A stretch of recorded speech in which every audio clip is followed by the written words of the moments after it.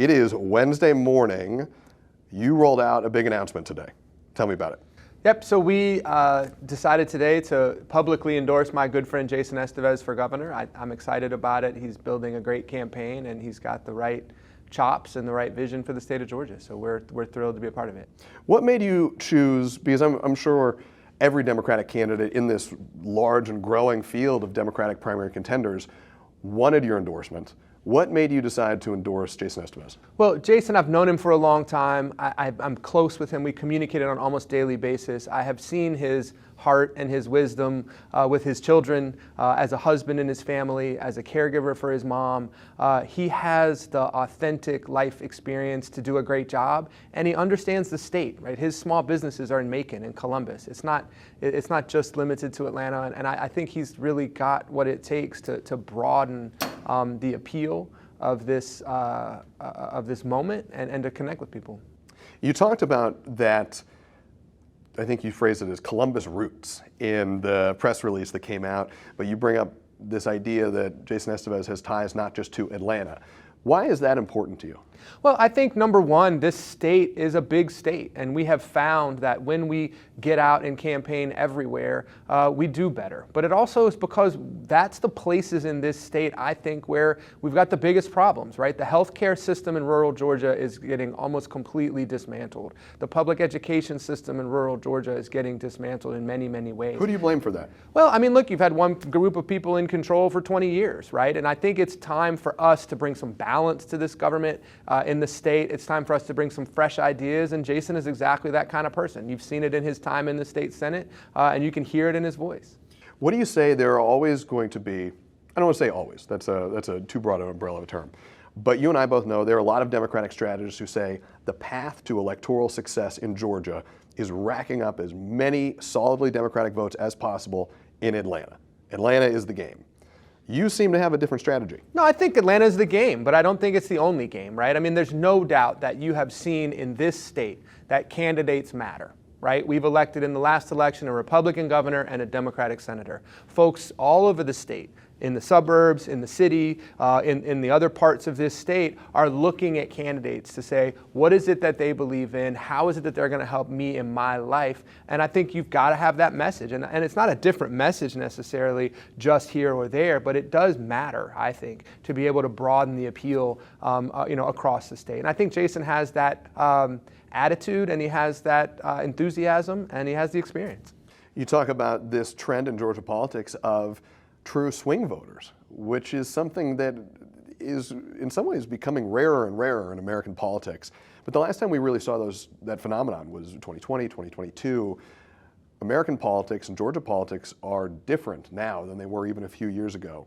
Do you think those same swing voters still exist in Georgia? Sure. I believe that candidates matter. And I believe that when you are looking at this moment, there's so much volatility in the Republican Party, in the Democratic Party. But that volatility, we don't know on a daily basis how things are going to go with respect to the President of the United States. We don't know in 2 years what the world is going to look like. And we certainly don't know after Donald Trump what the Republican Party is going to look like, or the Democratic Party. And so I think we've got a moment here that we have to find a good way to capture. But I don't think there's any doubt that the dialogue is important, that the candidates matter, and that when we communicate well, we have the opportunity to win. We're talking about strategy in a lot of different prongs here, but I want to ask you this question directly. It's been roughly 2 decades since Democrats controlled the governor's mansion here in Georgia. How do you change that now?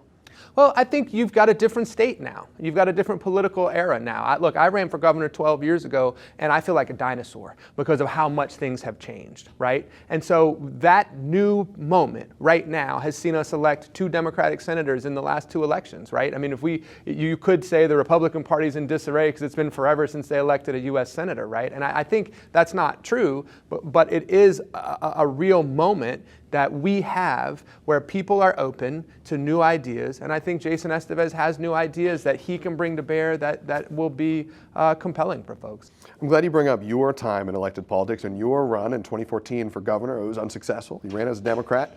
But I want to ask you about that experience. You ran for governor in 2014. What did you learn from that experience that helped inform your decision to make an endorsement this time around? Well, I think one of the most important things you learn is it's a big state and it's a big job, right? You have to know and understand who you are as a person because of the taxing time on your own life and your own family. And I know Jason, as I said, I communicate with him on a daily basis. And I have seen the kind of support he gives to his family and gets from his family.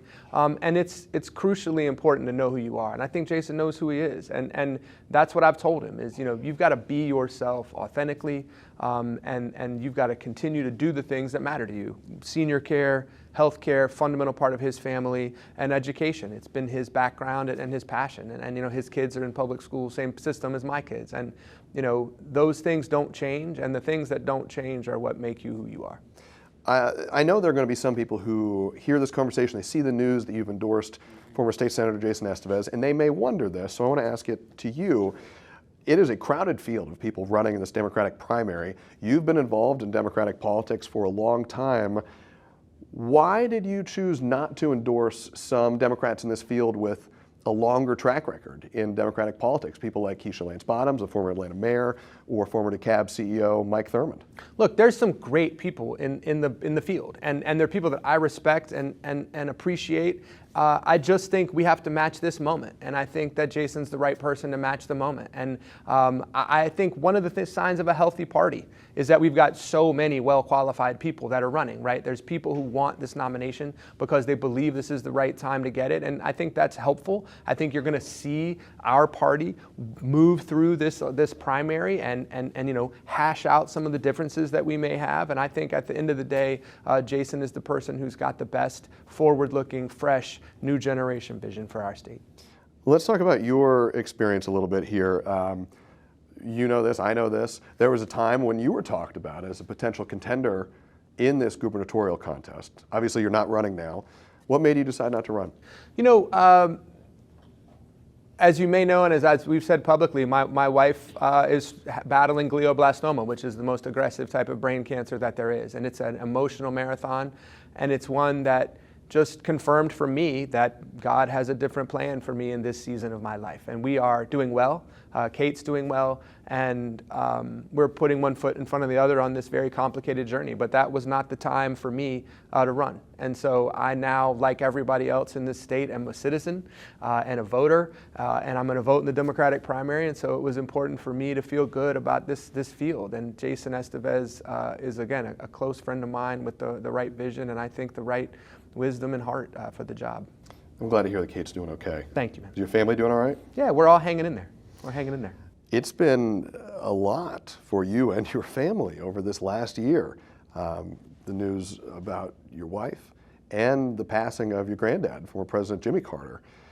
How are you? How is your family carrying all that? Thank you for asking. I mean, we're actually doing good. One of the great parts of my grandfather's legacy is twofold. One, he left the Carter Center and his life's work in a position that it could carry on without him, right? His active involvement stopped some years ago, and so he left a lot of people to help carry that legacy. And as we have confronted it, we've been through it. My family is very close, and we have all processed his passing in different ways, but really one of the remarkable pieces of it is how many other people have given us support and have continued to help us carry on that legacy. So we're doing great.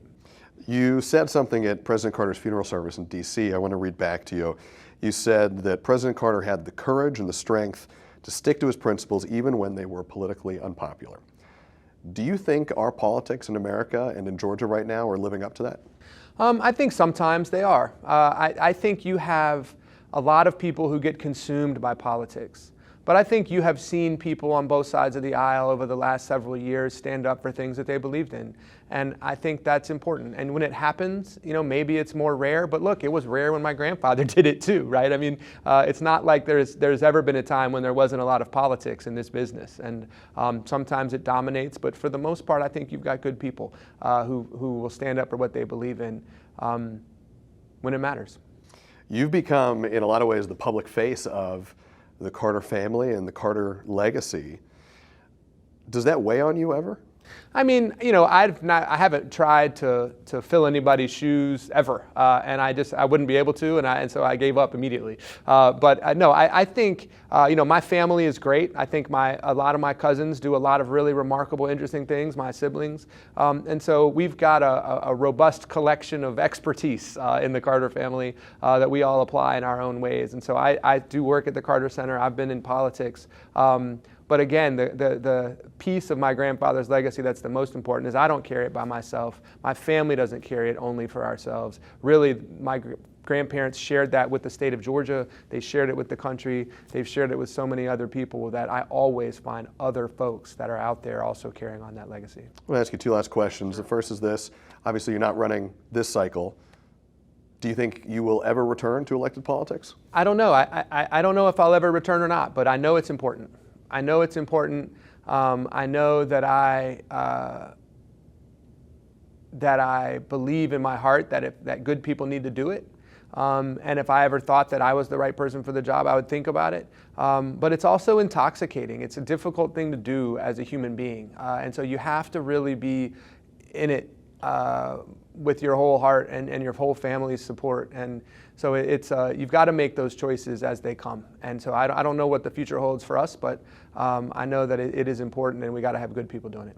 Let's end here in some ways where we started. It's a crowded Democratic primary field right now. There are Democratic voters, some of whom probably aren't even paying attention to the race at this point, many others who are starting to, and they're realizing they're going to have a lot of options.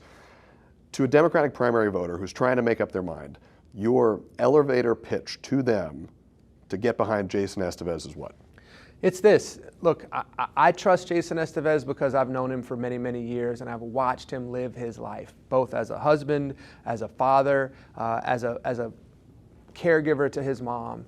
And those things are never going to change about him. And what that means is he cares about public education in his bones. He cares about seniors in his bones. He cares about health care in a fundamental place. And those things will not change, and he understands and he has the ability to bring those things to bear for our state. He's done a great job in the state Senate, and I think he'll make a great governor.